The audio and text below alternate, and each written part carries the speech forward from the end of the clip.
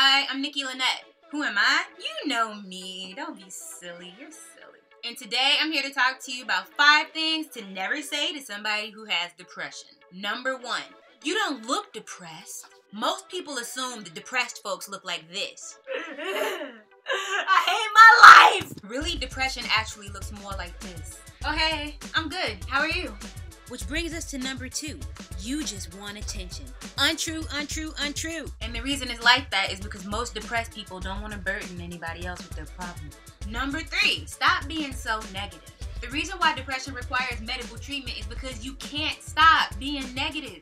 That's why there are doctors that specialize in this. That's why they make medicine for this. It is an actual illness. Come on, people.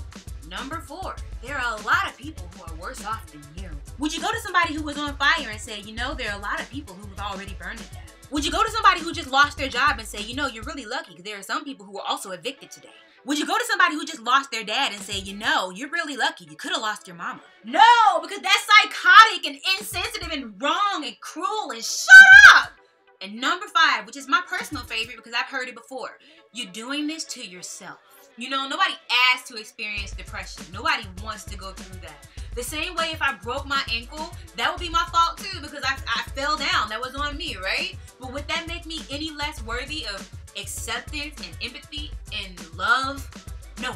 At the end of the day, tough love will never help anybody with depression. Tough love will never help anybody with depression. The only thing that helps is compassion and patience and love. And I would know because that's what helped me. If you can think of any other things that people should never say to somebody who has depression, please drop it in the comments below. Also, I'm a musician, so please check out my music everywhere where musicians music. And if you don't like it, that's okay. Everybody loves me, nobody's hating me. Depression is the leading cause of disability worldwide. Somehow, everybody thinks they know how to fix it. You don't have the answer, so shut up while I give you 15 ways you can help someone who has depression. 1. Ask if they want to talk. 2. If they do want to talk, actually listen. 3. Encourage them to not feel ashamed to go to therapy.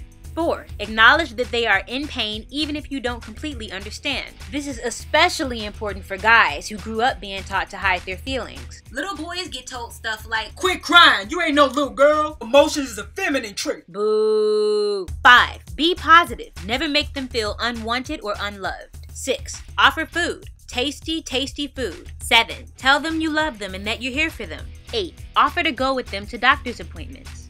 9. Hug them, and if they need to, let them cry. A lot of people like to tell depressed women who cry that they're being too sensitive and just pitying themselves, especially men.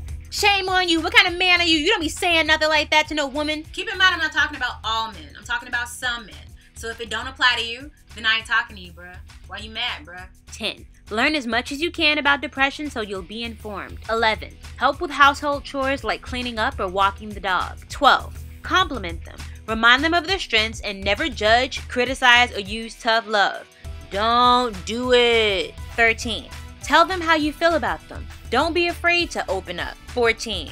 Encourage their friends and family to stay in touch with them. 15. Invite them to a spa day or a trip to the salon. When you're going through depression, it helps to be reminded that self-care is a priority. If none of this stuff works, don't give up. Remember, depression is an illness. It takes time to recover, but all of your efforts can show them that they have a good life waiting for them on the other side of depression.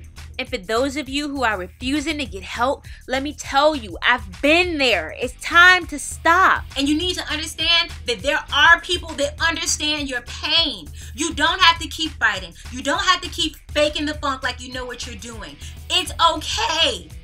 It's okay that you are not okay. Get help. And if you don't know how, then ask one of your family or friends to help you. You could debate the morality of suicide all day long. You could talk about your religious views on it, all of that. But at the end of the day, none of that is going to stop somebody from ending their life when they get to the point where the pain that they're feeling is greater than their ability to live through it. I don't really talk about my suicide attempts because it's very difficult for me to even acknowledge that I did it. But you have to understand that a person is in a very dark place by the time they make that decision. And a lot of times people around you don't even know. They don't know that it's that bad. The suicide warning signs are talking about suicide. Any talk about dying, self-harm, or saying stuff like, I wish I had never been born, or if I ever see you again, or if I don't see you again, I want you to know, or I'd be better off dead, or everybody would be better off without me. Those are things that should be a cause for concern. Putting together a plan for how they might take their own life is something else you should be concerned about. They'll be seeking access to maybe guns or pills or razors, anything that could potentially be used to hurt themselves or end their life. A preoccupation with death. This one is kind of sketchy because for me, like, I'm a creepy person. So even before I was ever suicidal, I like to draw kind of creepy things. But the difference is, a person who's suicidal might have an unusual focus on death or the afterlife or dying or violence, or be writing stuff about death and violence. Again, it doesn't mean that everybody who explores death as a subject is suicidal. But if you happen to know somebody's depressed and they're talking about that stuff, you should be a little concerned. No hope for the future, meaning they feel hopeless, helpless, they feel stuck. They feel like there's no way out of the situation that they in, and they believe that things will never get better or change. It took me a really long time to get past that. It's common, and what might be mistaken as a person being negative might actually be a cry for help. Self-hatred. Feeling not good enough, worthless, feeling guilty, feeling shameful, just self-loathing, feeling like they're a burden on everybody and everybody would be better if they weren't there. Getting their affairs in order. Meaning they might be making a will or giving away things to people that are really important to them. Contacting their friends and saying, if I'm not here, I want you to have this. And making arrangements with their family members. Saying goodbye. It's an unusual or unexpected visits or calls to family or friends. Saying goodbye to people almost as if they don't plan to see them again.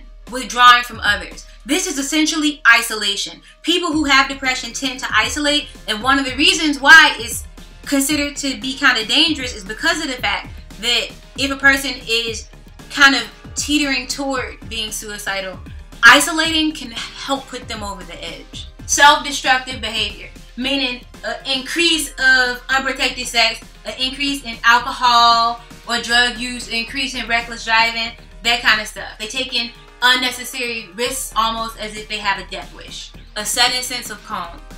This is when a person who's been extremely depressed and extremely down for a really long time suddenly seems happy or seems peaceful, because it's quite possible that they have already made the decision that they're not going to be here for long. So how do you start a conversation with somebody about suicide? I'm glad you asked. The ways to start the conversation could be like this. I've been feeling concerned about you lately. Recently, I noticed that you've been kind of different. You want to talk about it?